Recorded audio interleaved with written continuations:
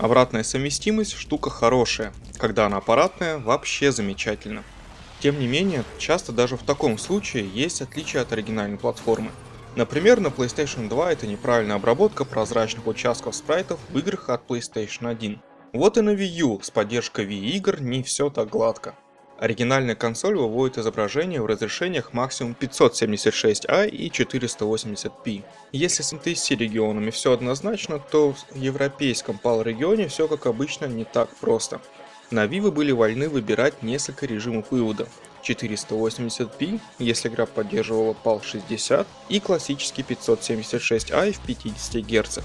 Если же игра поддерживала только один вариант вывода, то само собой выбора у вас никакого не было. В остальных случаях пользователь сам мог решать, в каком режиме работать игре. Wii U же, хоть и позволяет играть в Wii игры по цифровому HDMI без вмешательства потерь аналогового компонентного сигнала, взамен не предоставляет пользователю какого-либо выбора вообще. Да, вы все еще можете выбрать режим вывода изображения в настройках самой Wii U, но игры от предыдущей Wii всегда будут запускаться в видеорежиме по умолчанию. Чаще всего это бывает 576i. Повышенное разрешение при чуть более низкой частоте кадров в ряде игр даже на руку, но для игр вроде Call of Duty или Mad World это большой минус. Если вы собираетесь использовать Wii U для игр в физические копии игр для Wii PAL региона, то вам следует об этом знать. Также, как я уже сказал ранее, на Wii U можно настроить видеовывод вплоть до 1080p. Да, консоль будет выдавать такое разрешение и при запуске Wii игр, но разрешение рендеринга от этого не изменится.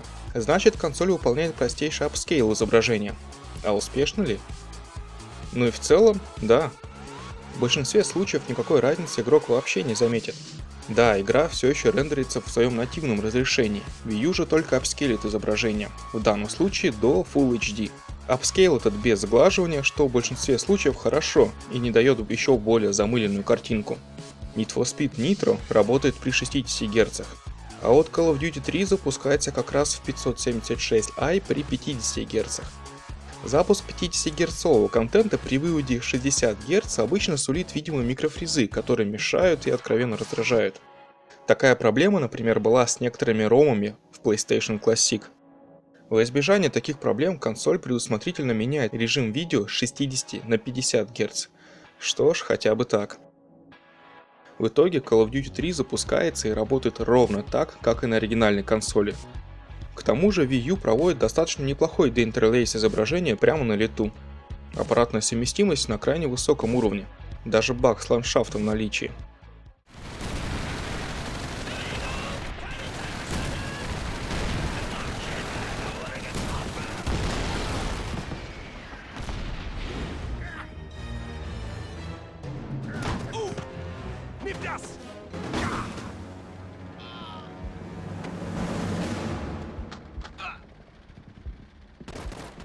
А вот на примере Resident Evil можно сказать, что промахи бывают.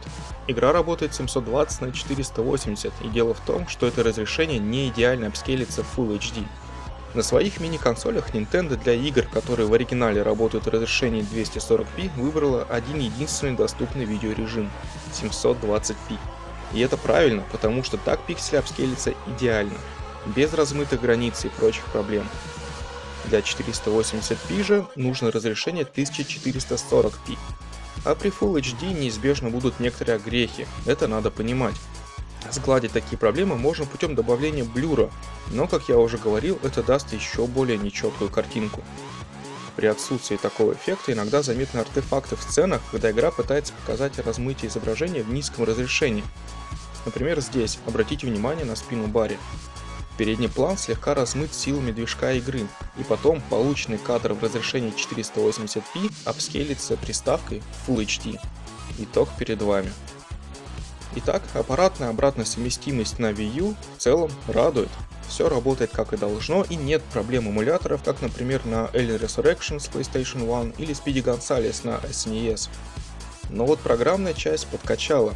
У игрока отсутствует возможность провести какие-либо настройки вывода игр Wii, как эффектов, так и видеорежима.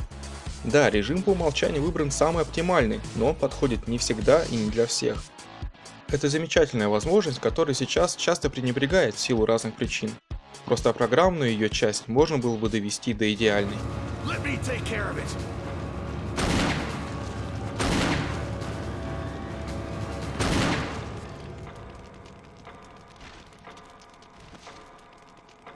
What the hell is this thing?